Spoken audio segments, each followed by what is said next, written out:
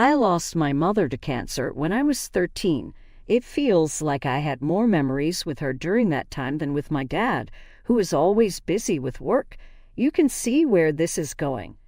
When my mom was diagnosed with cancer, the memories started to blur, and she passed away about a month later. Heartbreak is an understatement because I lost my best friend. Things went downhill from there. My dad started showing his true colors, bringing his affairs, which he had previously hidden, back home. Seeing him bring a woman as young as 20 home the same week my mom died was mentally draining. He showed more love and care to his random flings than he ever did to me. Since then, I've raised myself. When I turned 18, my dad met Isabella, a young woman who had graduated from the small university where he is the president. Isabella and I had no interest in speaking to each other, so by the time she moved in, I had moved out. I thought she'd be gone like the many other women my dad had flings with, but Isabella was different. She was there for the holidays during my first, second, and third years of university. Then, right after my graduation, I received a very formal wedding invite. My own dad never bothered to tell me he was getting married. I didn't even know they were engaged. But hey, I wouldn't mind going to watch a rich man in his late 40s marry a young woman in her early 20s. The wedding was obviously going to be expensive, and I just wanted to have a couple of drinks. Boy, the wedding was expensive, fun, and messy. It was great to sit there with a friend I had dragged along as a +1, judging my dad, while Isabella was obviously touchy-feely with one of my dad's young groomsmen. Of course, I zipped my mouth and enjoyed the view. They got married, and once again, dead silence from the newlyweds. I didn't think much of it, busy with my own thing, especially during the global situation happening at the time. I didn't bother visiting them. Surprisingly, right after the lockdown started lifting, Isabella began visiting me at my place. I actually had a decent time with her and thought nothing of us getting along.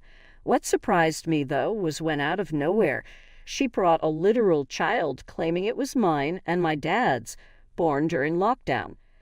I was honestly dumbfounded, but after all my dad had done, I wasn't shaken up, so I started chilling out with this little dude, who undeniably was cute, It's been a couple of months since this started. My work switched to completely work from home, so looking after him while Isabella ran errands wasn't a problem. This time she dropped Alex off at my place and went to do her thing, but she didn't return as she said she would. I immediately realized what was happening and started calling her. No answer. It hit me suddenly, and I panicked, desperately searching for my dad and her on social media, but everything was gone. I was left stunned. These people had completely disappeared on me. With no other choice, I turned to the cops, who couldn't help much because I had no information.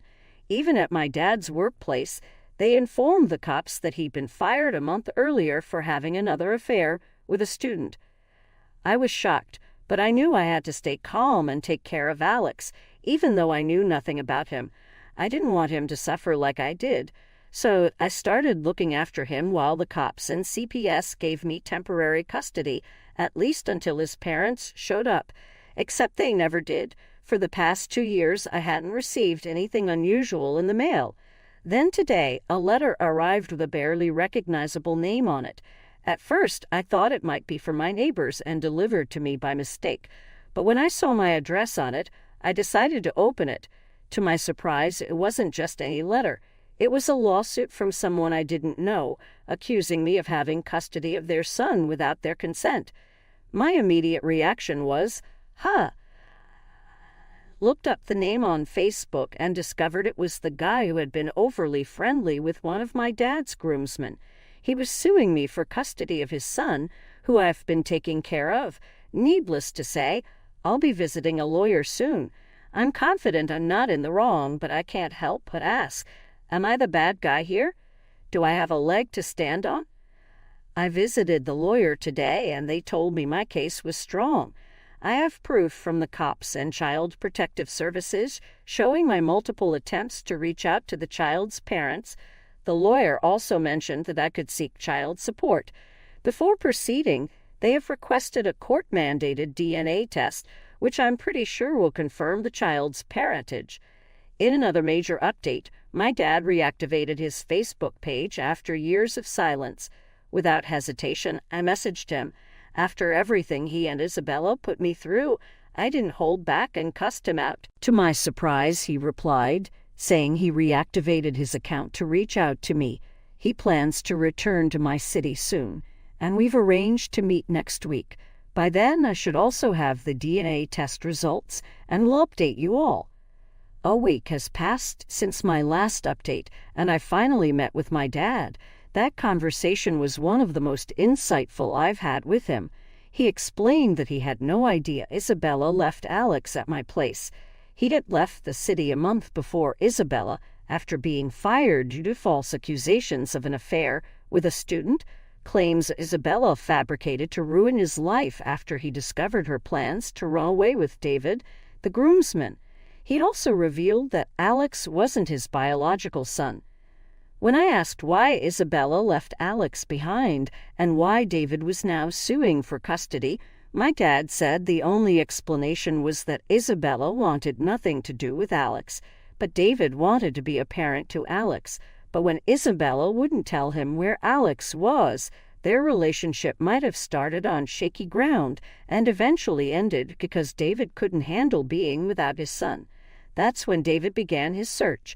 About a month before I received the lawsuit documents, he had reached out to my dad for leads.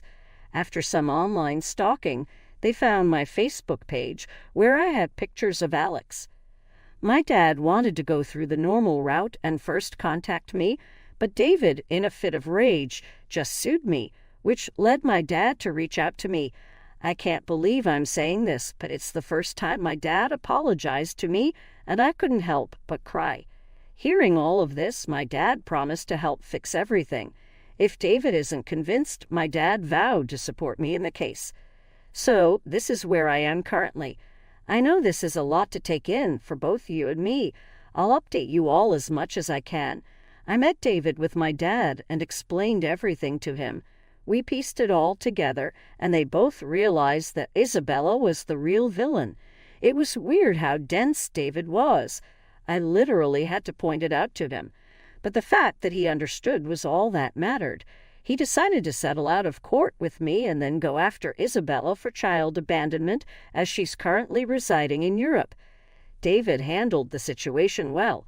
He was patient and didn't hesitate to sort out any money he owed me for caring for Alex.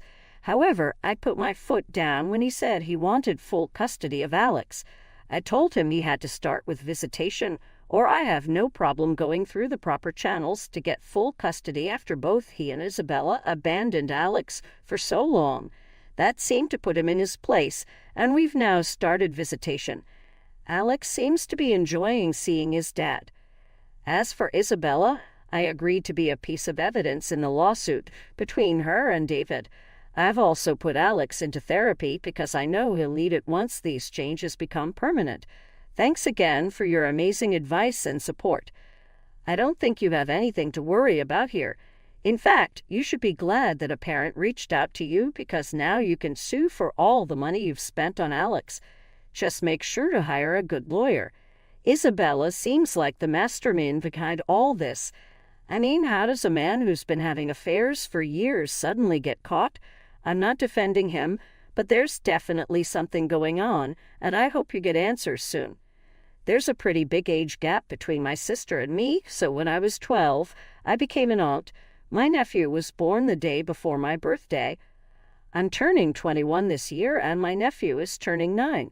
Since he was born, my family has always done joint birthdays, but they were clearly always directed toward my nephew and had to be kid-appropriate. It sucked turning 16 and 18 and having my birthday party be a kid's party. Figured this year, as I'm turning 21 and we haven't had birthday parties for 2 years, I'd finally get to have my own party.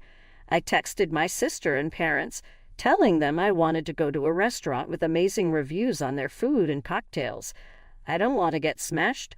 I've obviously drunk before, but I wanted to dress nicely and have a fancy dinner and drinks with my family for my birthday. It was a unanimous no because it wasn't child-friendly for my nephew's birthday. I tried to negotiate. I'd pay for my own food and drink and pitch in toward the bill. We could go on a different day so my nephew also gets his own birthday. Oh no, no, no. Join party or nothing. Honestly, I probably kept some of this pent up, but I texted them that it was unfair that I hadn't gotten to have my birthday as a me day since my nephew was born. I never get to choose anything. Theme, cake, food. It's 100% my nephew's day, except I get my name in the birthday song and the gifts. I know this sounds spoiled and is a first world problem, but I feel like since my nephew was born, I'm the runner-up when it comes to my birthday. It feels like I got put on the back burner for the shiny new baby, and I've carried that from age 12 to today. I tried to explain this to my sister, but she says I'm being selfish. Since our birthdays are so close together, it makes more sense to have joint parties, and I need to get over my jealousy of my nephew. I'm not jealous of my nephew. It's not his fault, but I just want to have my 21st birthday be my birthday. I feel torn between wanting to be selfish and beating myself up for being selfish. Am I the asshole? NTA, you deserve your own birthday. They are the ones being selfish and lazy, acting like your birthday is an inconvenience for them. Go out and celebrate with friends if your family can't be bothered. NTA, 21 is a milestone birthday. I don't understand the problem. Why can't they have a party for him on his birthday and celebrate your birthday the next day? Your request isn't difficult. Go out to dinner. Big deal. Your nephew can come. He just has to drink a Shirley Temple. They've gotten into the habit of joint parties for so long that they expect it. You were respectful when you asked for a different kind of party, even offering to pay for your own dinner. They are the ones being selfish for not wanting to inconvenience themselves to celebrate your special birthday. If they can't celebrate your birthdays 2 days in a row, then go out with your friends